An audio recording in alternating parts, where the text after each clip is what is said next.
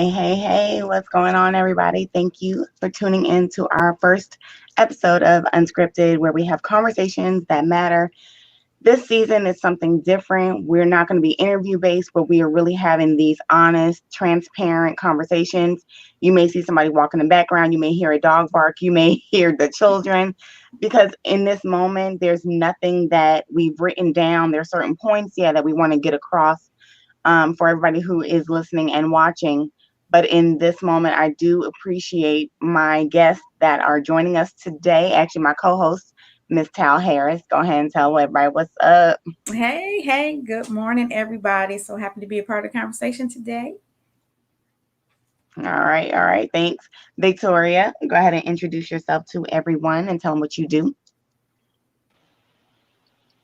Good morning, everybody. My name is Victoria, and I am the CEO of Looking Through New Eyes, which we are an entity that does, we do workshops on self-esteem, image building, effective communication, and I'm a part of a great organization called 482 Forward, where I am an organizer. All right. Davonte, let everybody know what you do. Good morning, everybody. My name is Davonte Johnson, or Tay, and I am the youth organizer with Detroit Action, mostly fighting to fully fund public education and to increase young voter turnout. All right. As you can see, people are going in and out of mute, and that's totally fine. We're trying to eliminate some of the background noise, but what we're going to talk about today is actually how to navigate the new normal, what the new normal looks like. For a lot of people, the new normal is very scary. I know when I thought about my children going back to school or doing virtual school, my mental health, I had to take time out to think about that. What did work look like with so many people losing their jobs, with so many people starting new jobs, loss of income, public assistance, religion? How are we really navigating even further away from him? What does that really look like? Politics and so many other thoughts, concerns. We're going to go ahead and go over fears and really just how we have been able to navigate and kind of move through that. So I'm gonna go ahead and let somebody else jump in here and let's talk about this new normal as far as where have we been mentally.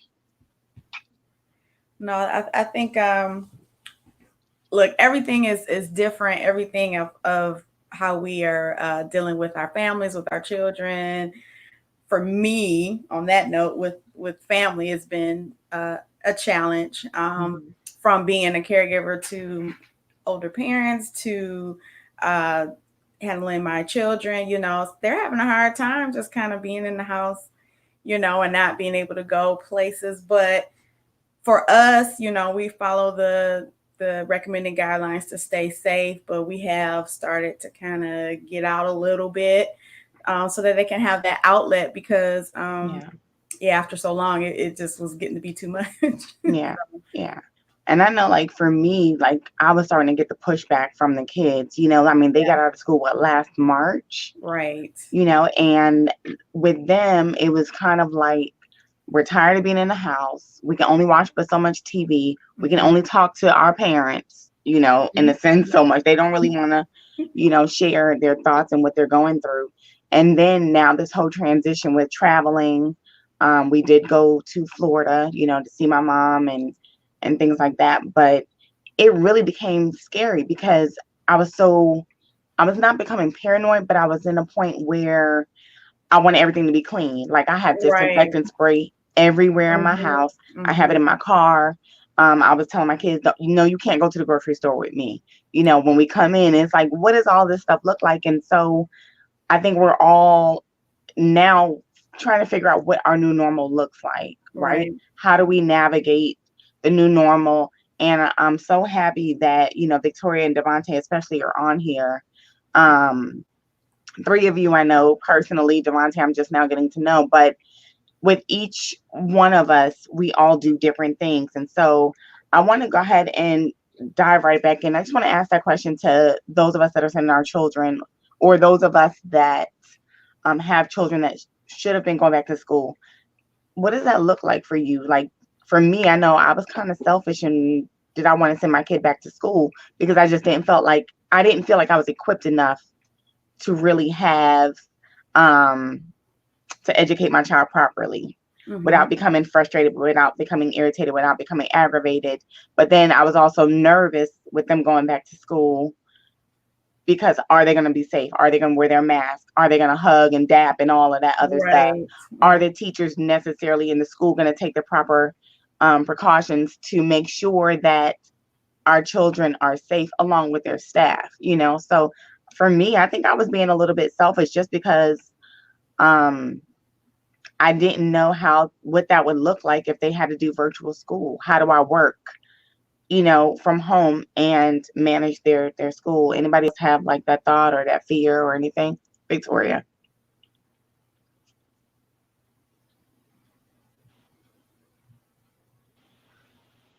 Yes. The realities for me.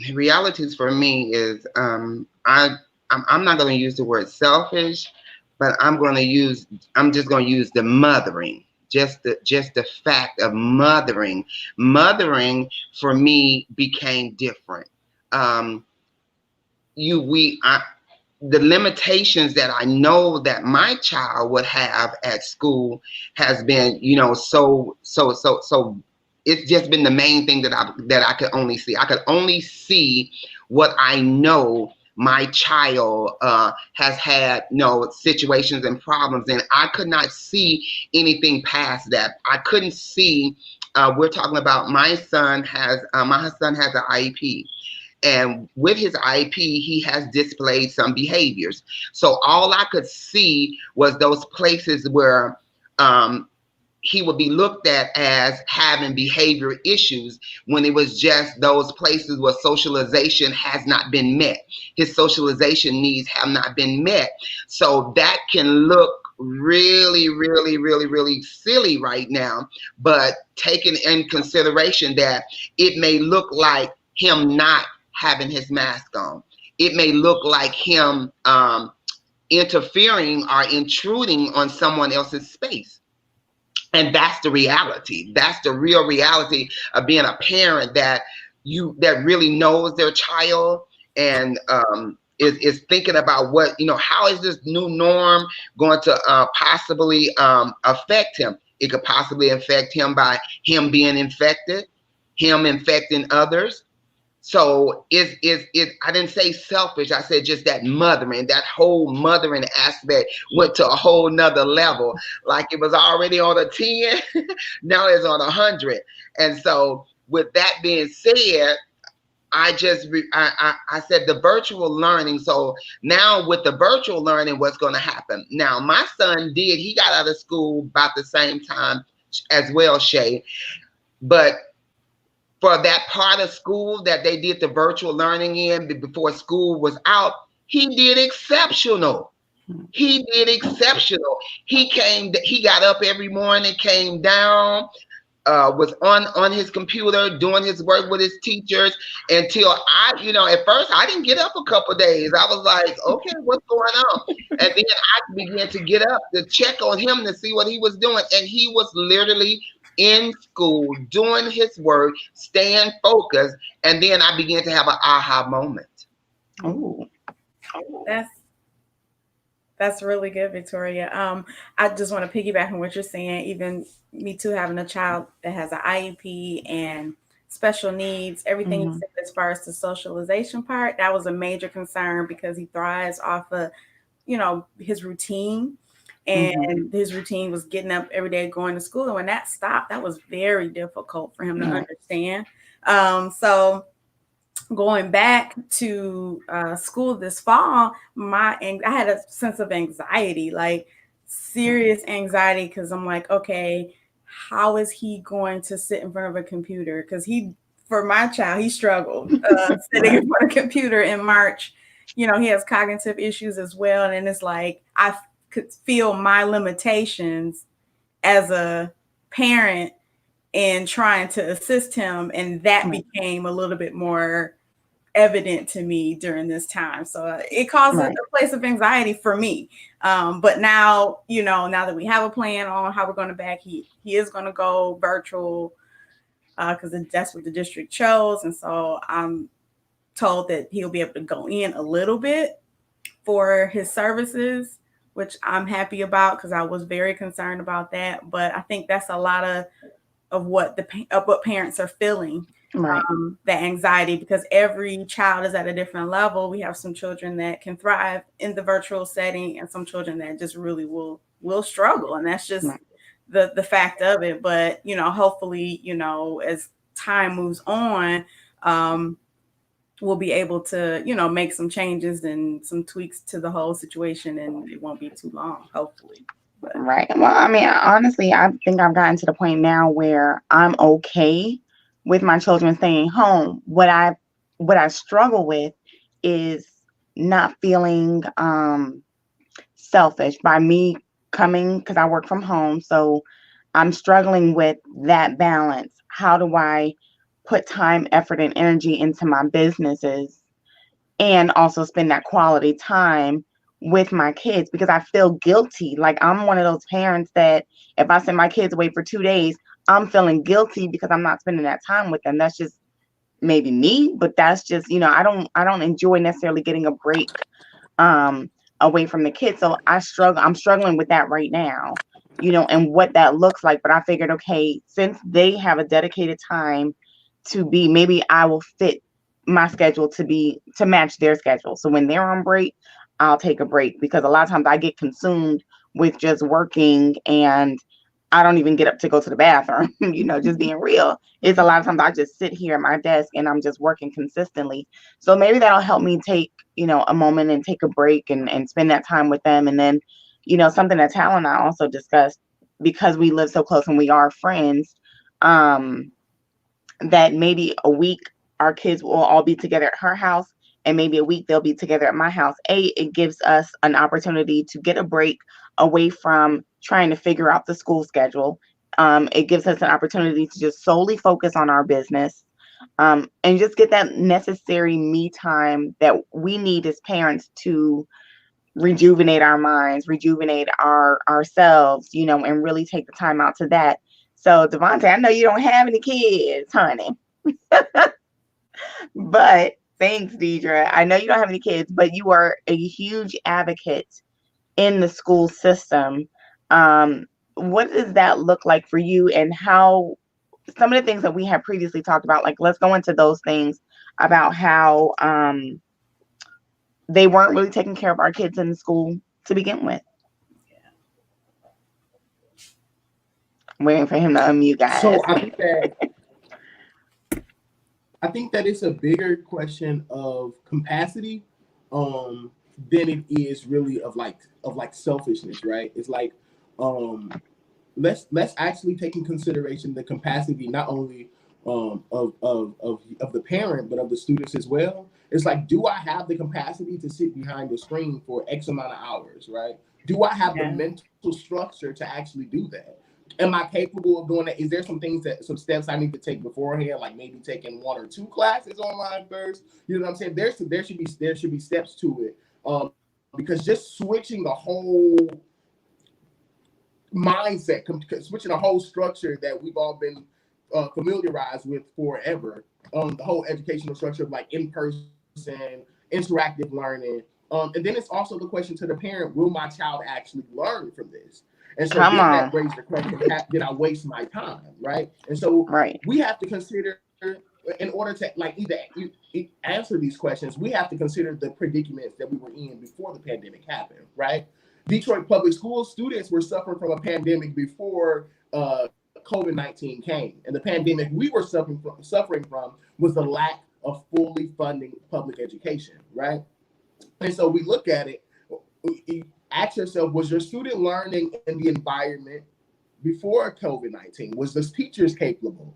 Was the classroom overcrowded, right? Did they have the right textbooks? And then ask yourself about the safety of the school before COVID-19, right? We didn't have hand sanitizer. We didn't have hot water to wash our hands. We barely had soap and paper towel. And so it wasn't a regularly clean schedule for the janitorial staff. So we already see all of these different issues. And so it's more so on the capacity of the student. Are you going to trust to send the student to school, right? and trust that one, they'll be educated properly. Like the school has made the necessary steps to fix the old issues and some more to prevent any other. Right? It's like they have to do a lot of backtracking. And the thing is, and it's so bad to say, but I don't trust that the district has done everything that they can in their power to do so. We haven't got a clear commitment. We haven't got a clear plan. Right. So we're not even talking just about like elementary school or middle school or high school or college, right? This really is affecting every single person. Yeah. But more so that not just from an education standpoint, but if we think about it, sometimes even though the school wasn't as clean or it wasn't as safe, in some areas, for some people that was their safe haven. I know the last time when we brought this up a little bit, I got a little bit emotional, so I'm gonna apologize in advance. I already got my tissue ready. But for a lot of people, that was their safe haven. That was the way that they ate.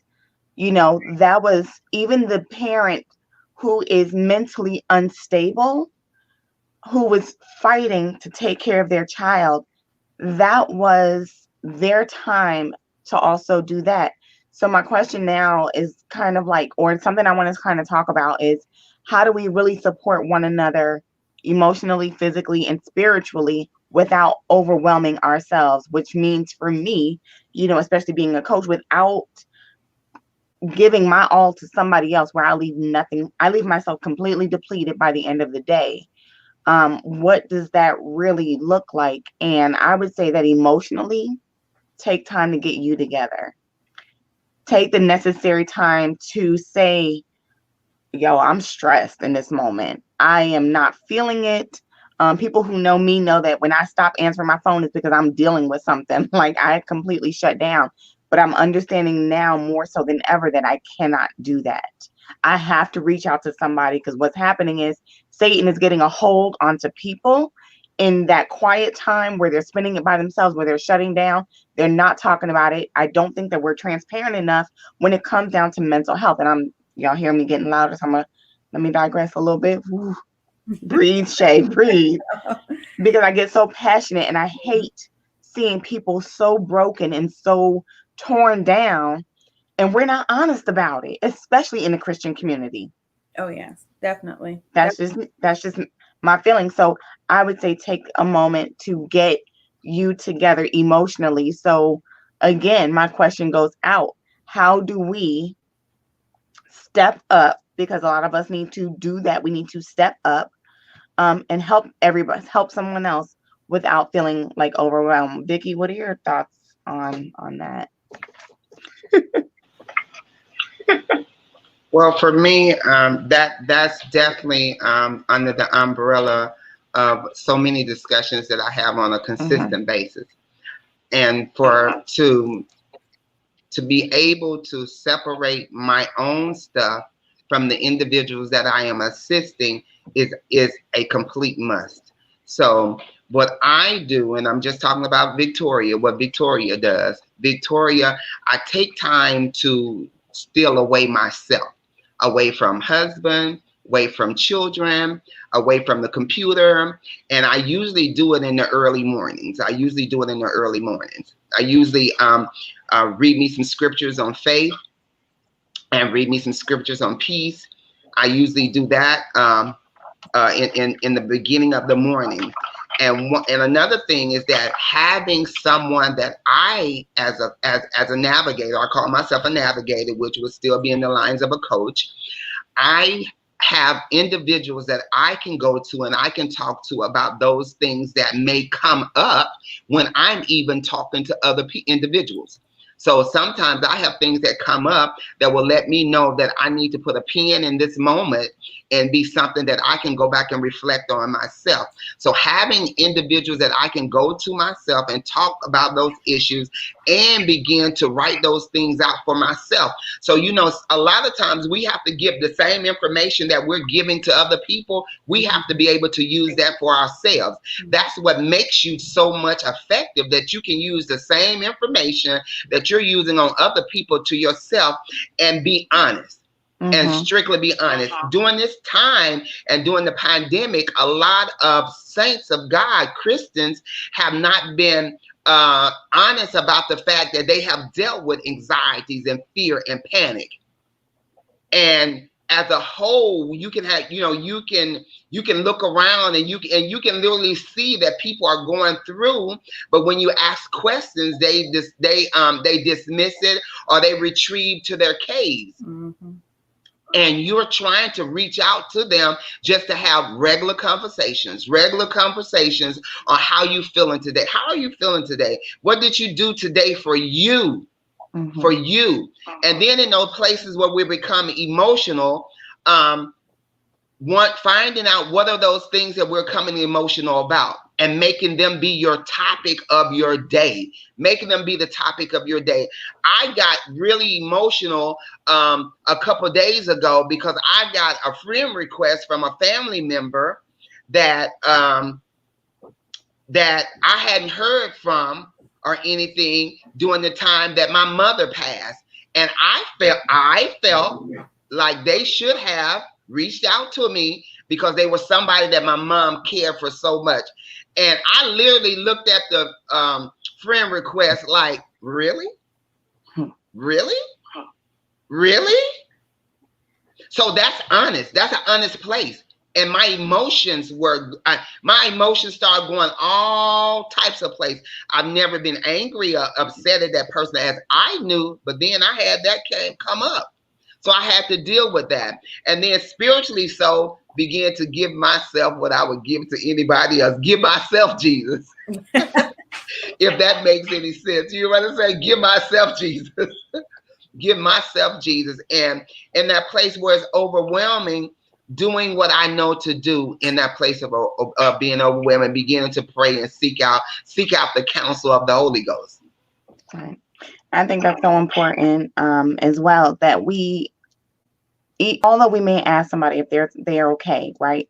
So I'm gonna just throw my girl towel out here. There's a lot of times that we'll reach out to one another and we'll say, no, I'm good.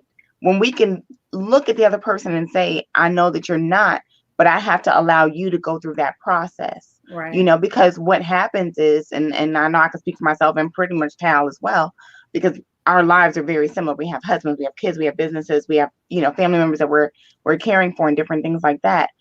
But we overwhelm ourselves so much, or we put so much on our plate. I'm not gonna say overwhelm. We put so much on our plates that we don't even realize how much we have on our plates until we take a moment and stop.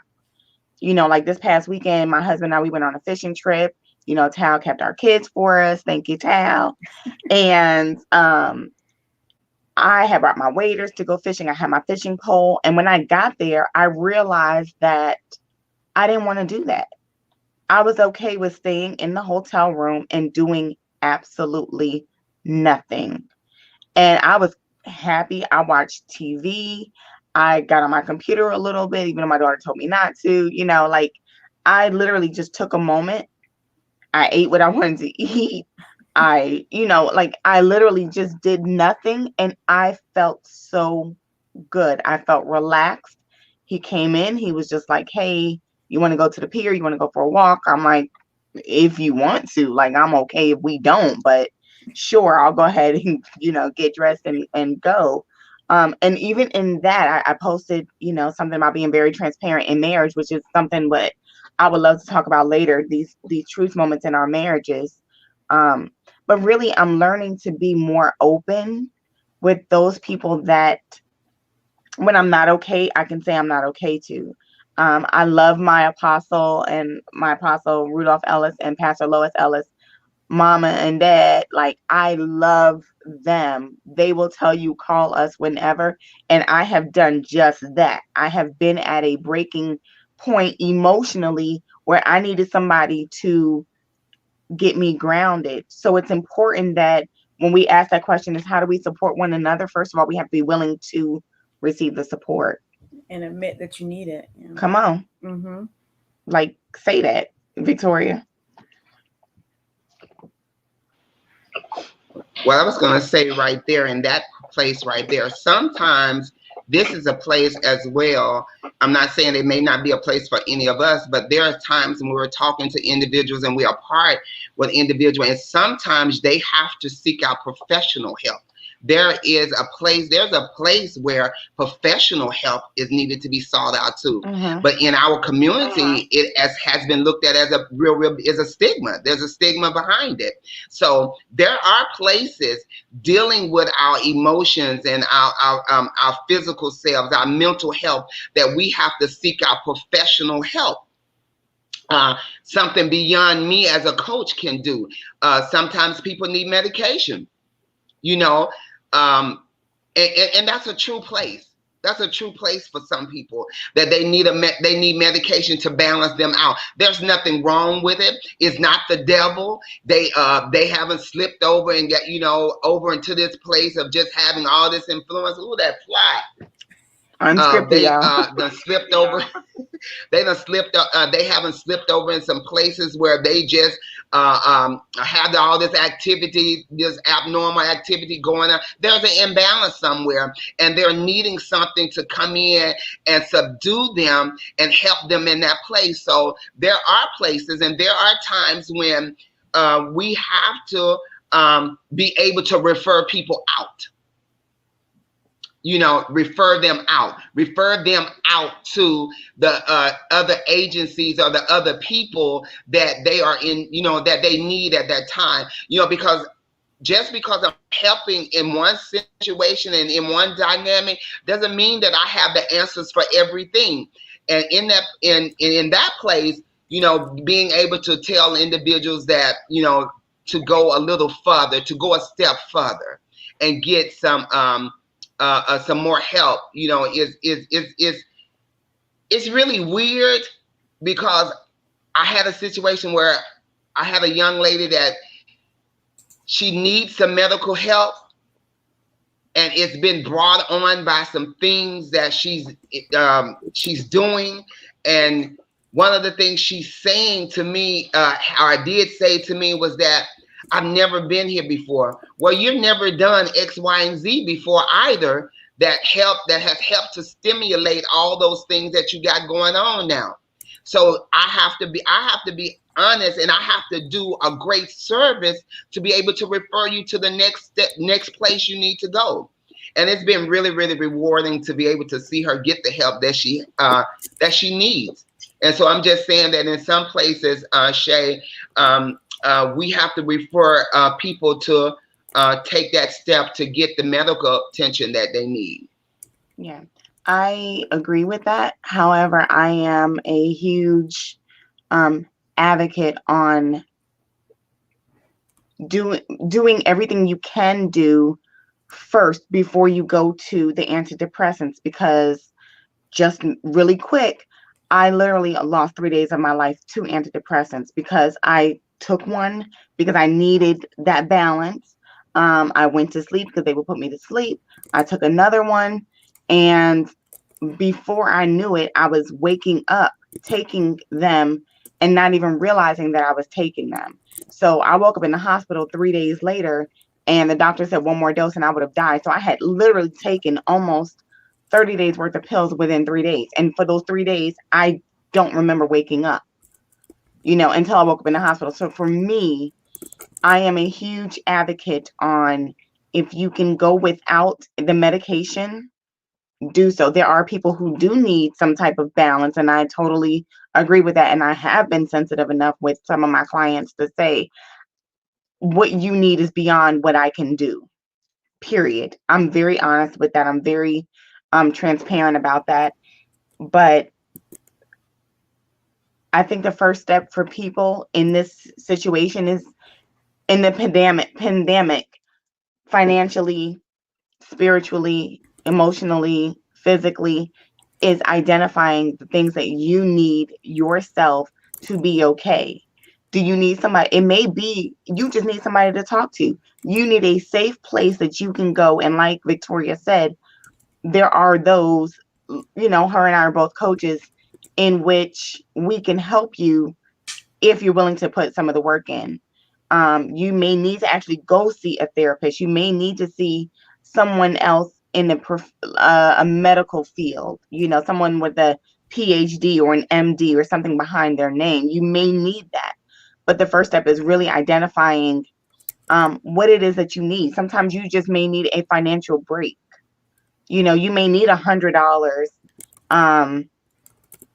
Let's figure out a way to get you there, because everybody right now, I think financially is, for me, I know that I'm counting my coins. Like, I'm making sure I'm saving enough and doing different things to make sure that my family is good. But sometimes you may just need a moment, a financial break, somebody to talk to. You may need to just go for a walk with somebody. You may need somebody to come to your house and just sit with you and just watch some like, identify what that thing is that you need, because only you understand what you need.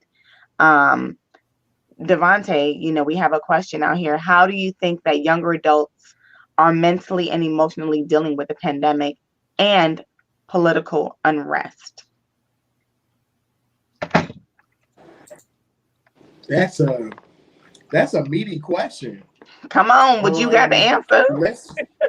Let's start with like the emotional distress of young people, right? Mm-hmm. We got people who still haven't got their diplomas yet, right, from last year. We have people who didn't have a chance to go to prom, didn't have a chance to go to graduation. A lot of people's first year experience either got stolen away, or now they can't get the first year experience of college. Where I went to a HBCU, the illustrious Alabama A&M, and we were sent home mid second semester, didn't get the full refund like we were supposed to, right? So they still charged when they sent us home. They sent us home without asking us any of our situation at home, right? So they didn't know if we had Wi-Fi. They didn't know if we were homeless or if we had a home, which is why we're paying you for the dorm, right? They didn't know any of this. In fact, we had students like sleeping inside of the library on winter breaks. Like, on the breaks, we would have students staying over because they didn't have anywhere to go. And so most of the feeling right now has just been like neglect, right? And so neglect, but not only neglect, but it's like we have been forced to sit home and watch, right? Watch what?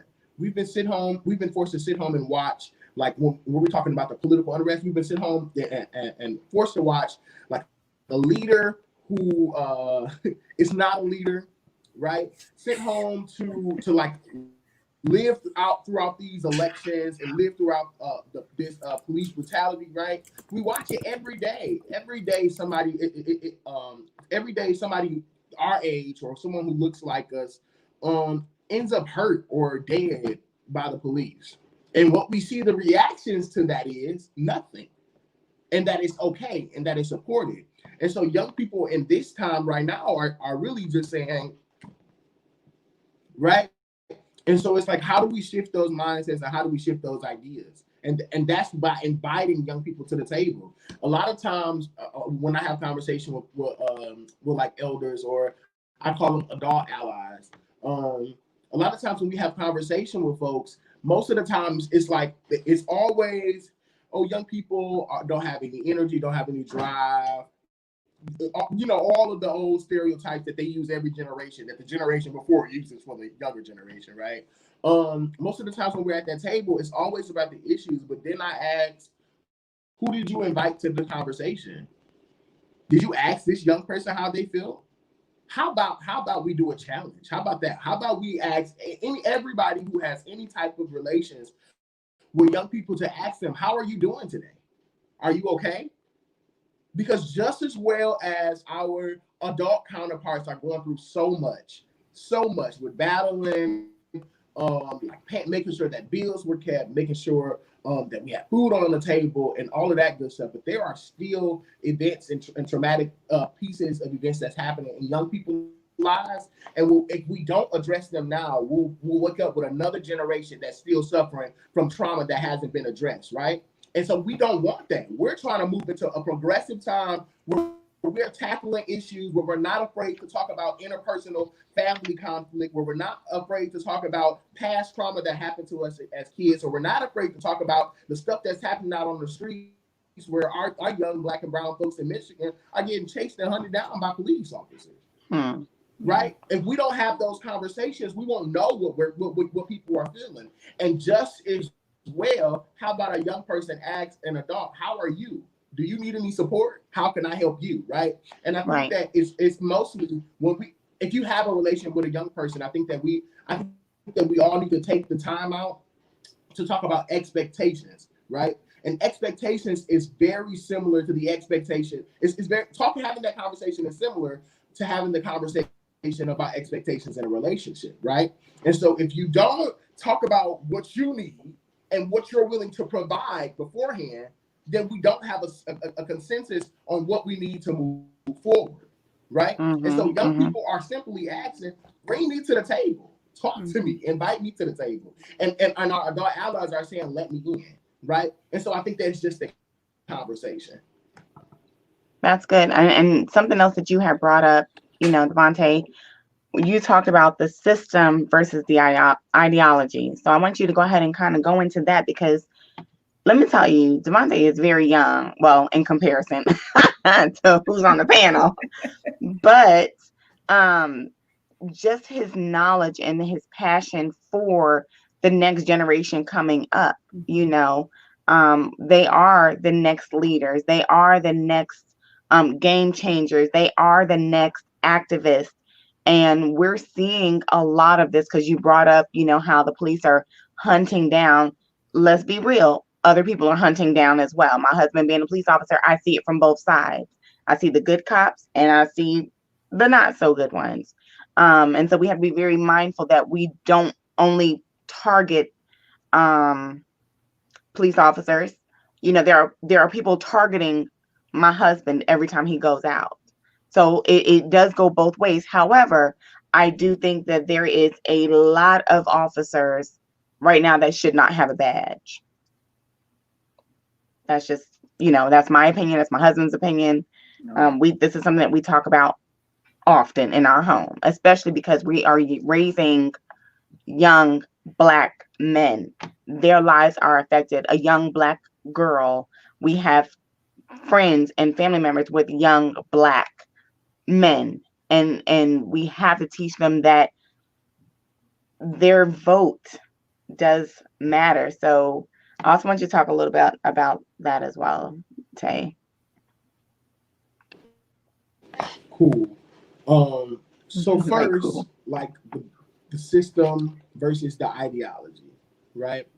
And to give it a little bit more push, it's like the system that we could use is maybe racism or police brutality, right? Let's just say that, or white supremacy, or hatred acts against young Black and brown folks, or Black and brown folks, period, right? That's the system, right? The system can be used as like a prosecutor, right? The county prosecutor. The system can be used as a police officer. It can be used as a parole officer. It can be used as anything that has the ability to be of authority figure to another person, right?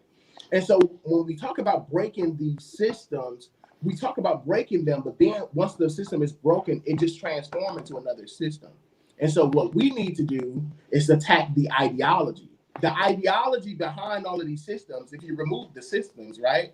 The ideology is racism, right? And so if we tackle that, no matter what your occupation is, if this is how I'm starting to think about it too, Shay, it's like getting more transparent and being more relatable, like police are, and this is something I'm like talking to other young people about who I work with too, is like police are human, right? And we understand that police are human, and police are sometimes our neighbors, and sometimes our spouses, or sometimes our pastors, church members. So sometimes we know who our police are, right? And so it's less of who the person is, but then again, we're going back to the system of policing, right? The system of white supremacy. These systems are backed by the ideology of racism. When we talk about the history of policing in America, period, the history of policing was starting to capture free slaves and as a voter suppression tactic, right? That means like police were represented, had to be represented at the polling location, stopping folks from going in, right? And so when we go back and we try to relate that to what's going on now, about like what's going on at the elections. Well, just a few weeks ago at our primary, right, we did a caravan with young people from East English Village, and we drove down to WC3. It was maybe about 20 young people who we engaged. We did voter registration checks at the in the cars. Like we went car to car. Like, bro, you registered to vote. You know your polling location. At like you're not leaving until we get it all done, right? And most of them were like our friends. We're really pushing on relational organizing folks who it's easy to talk with. And what we realize is like the young people haven't been engaged in the political process because they haven't been taught. And so we know that it's not being taught in school. So the civic engagement process is not being taught in school. This was even my first time voting. And I do this work like I'm a staffer to do this work. But even going to the polls, I knew a lot. I didn't know a lot about that what was on the ballot, right? It was, and I think that it's because I didn't know who the candidates were in my district, right? The candidates who I did know were the ones who just had a name from when our parents voted, i.e. Kim Worthy, right? And we're trying to push for more. We're trying to push for people who understand. Like we want more people in schools, and we want more people in community centers rather than in mental health facilities and prisons, right? And we want young people to actually be out in the community learning how to start a business or learning how to fix the water that our schools don't have to drink, right? Learning these skills or going off to college, and we're diverting from the school to prison pipeline. And so how we're asking young people, how we're engaging young people in the civic engagement process is actually inviting them in and talking about the issues that they are impacted by, right? And so what we do around that is like connect it to people who are reflect your values. You vote for someone and put someone in office who reflects your values. And we identify with young people, well, what are your values, right? And so we most times have to start from the very ground up with folks who's like just getting activated around an issue like the police brutality or like the Karens or anything, stuff that's trending on the news or stuff that's maybe happening in the community. We get engaged folks around that, and then we connect it to the bigger policy work. Like just as the energy downtown that we're using marching day in and day night is just the energy that we need to bring to the polls, because we have to connect the energy and the power to policy, right? Because policy is what actually contributes to the real change.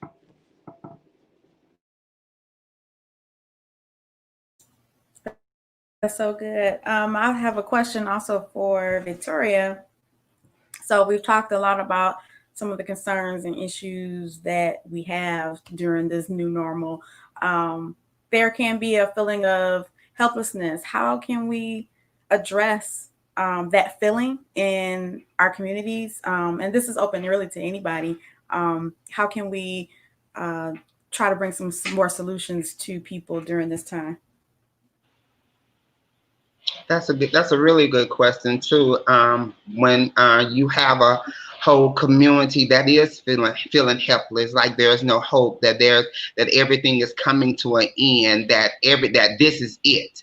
And those individuals, community organizations, having those bridges between the church and the community, but having that bridge between other agencies and the communities, and knowing, who's in need and who's not, and actually being able to seek out those that we know that are in situations that may be helpless situations for them. Some people helpless situation is that I don't have enough food. Some people a helpless situation is that I don't have enough money to pay my rent and I'm going to get evicted. Some people's helpless situation is that I don't have the ability to get medical supplies, to get medication that I need. And so having to bridge with different organizations and have that information out there for the people, because people are not coming in to a lot of agencies to get information, they're asking by word of mouth. So a lot of things are getting out word of mouth. And so by word of mouth, we are needing to have all those resources for individuals that are in need. We needed to know what organizations feed gleaners, what churches feed, what churches give away clothing, what other agencies are giving away clothing, what agencies are giving away furniture, what private individuals are giving away furniture, giving away clothes. So we're needing to know those resources so we can help individuals in those homeless spots and let them know that this is not the end. It's not the end. Give them a hope.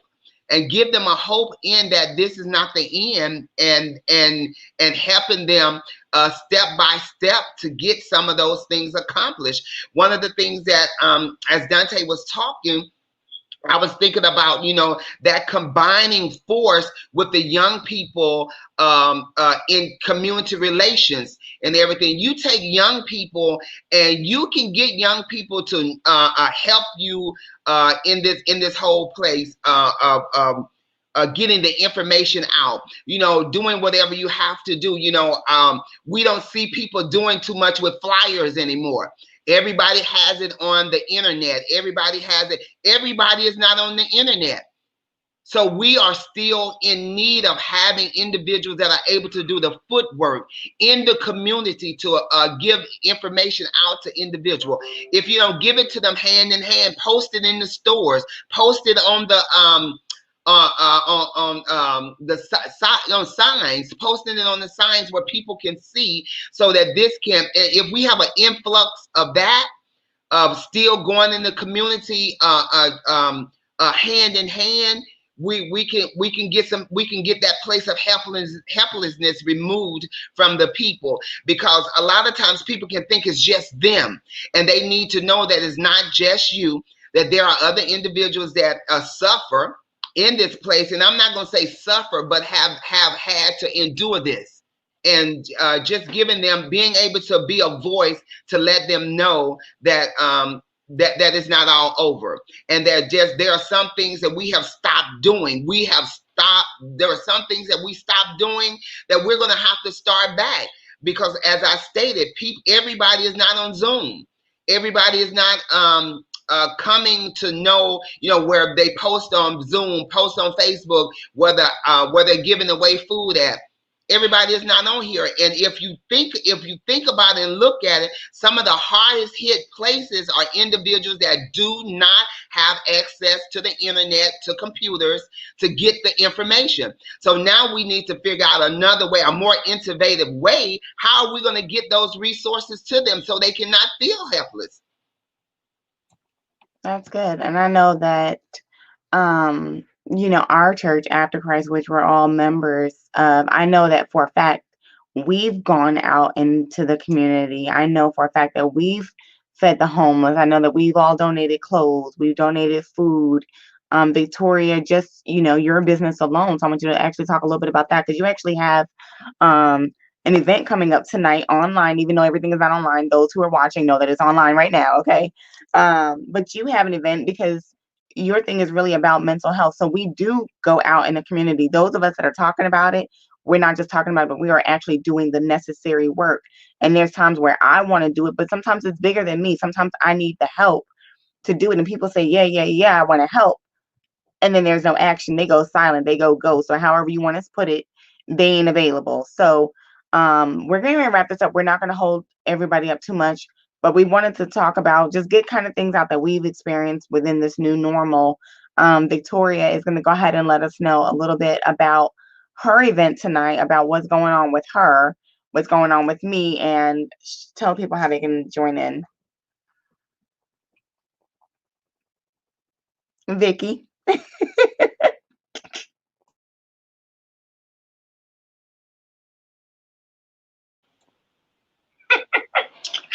Yes, on this evening at 7:30, I'm having Lipstick to the Truth. And what Lipstick to the Truth is, and first of all, you can join us on Zoom, and the information is on up so that you can join us on tonight. Lipstick to the Truth is basically conversations about our mental health and what we are actually doing for our mental health. What conversations are we having at home, at the table, with our families dealing with mental health? Is a platform to just check on each other to see where you stand right now. How did you come to the conclusion of where you stand and what's going on with you? Can you be honest with me to tell me what's going on with you, and I take not offense to what's going on, or me not taking offense of you not telling me what's going on with you? Can I be trustworthy? Am I trustworthy enough to handle what somebody else really is telling me that's going on with their mental health? Can I be can I just be there? Can I just be there? Can I just be the ear to hear, or did it just be the ear to listen to that individual? So we have lipstick to the truth. And a lot of times we don't like to stick to the truth. These lips don't like to stick to the truth. We like to lie. We go around subject matters and everything. But what's wrong with you? What's going on with you? In this time, and a lot of times we can be in need ourselves and not ask for the help. I can need something, I've been a person, I've tried to, there have been individuals that don't have disinfectant. Something as common as that, not being able to have disinfectants at this time. I have tried, there have been some individuals that didn't have it, and I was able to bless them with it. So we're talking about just some things that we can do for one another that will make that place of struggle be to an end. Because some people, I had conversation with people that couldn't get disaffected, and they thought that was it for them. That was it. So to help them in that place of hopelessness, I gave them some disinfectant. Nothing in return, just give them what they need right now.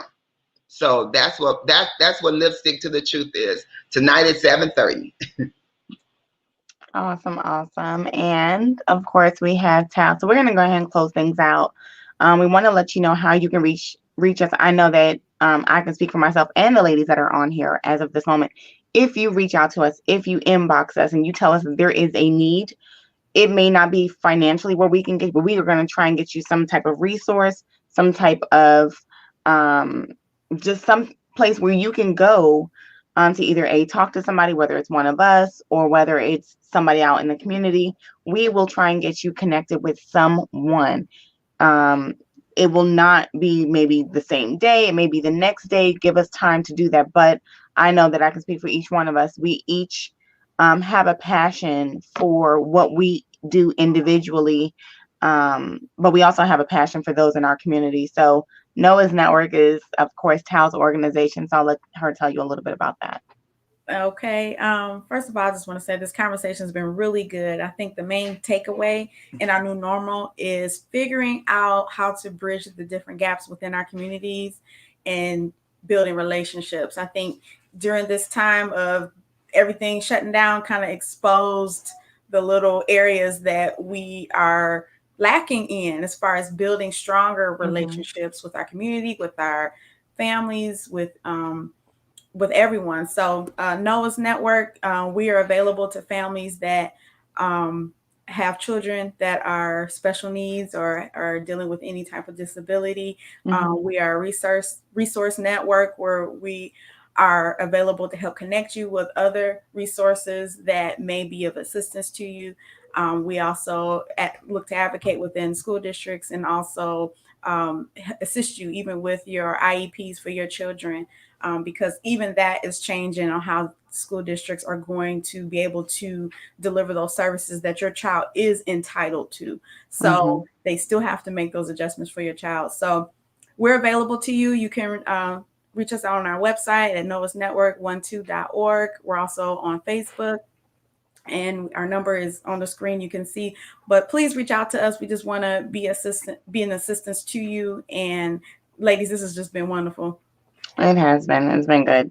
And of course, last but not least, I'm Shay Owens. I am a certified life and relationship coach. I do take what I do seriously. I've been through my own share of domestic violence, sexual abuse, physical abuse, emotional abuse. I've abused myself. I've come full circle. God had to break me purposely in order for me to walk into my purpose. So I also do speaking as well. And of course, you see here we have Unscripted podcast where you never know what you're going to get, but we're going to have some real conversations. So again, feel free to hit us up. You can find us on Facebook, Twitter, all the social media sites. So we ain't even going to go through all that. It has been real, ladies. We want you guys to tune in next week. We will be having more conversations. If you want to be a guest on the show, if you want to share your input, or you feel like there's a topic that we need to know about or talk about, let us know, because again, this is really just talking about things that matter to us as individuals. So you can do that by emailing interviewrequest2018@gmail.com. Until then, everybody stay blessed. Peace.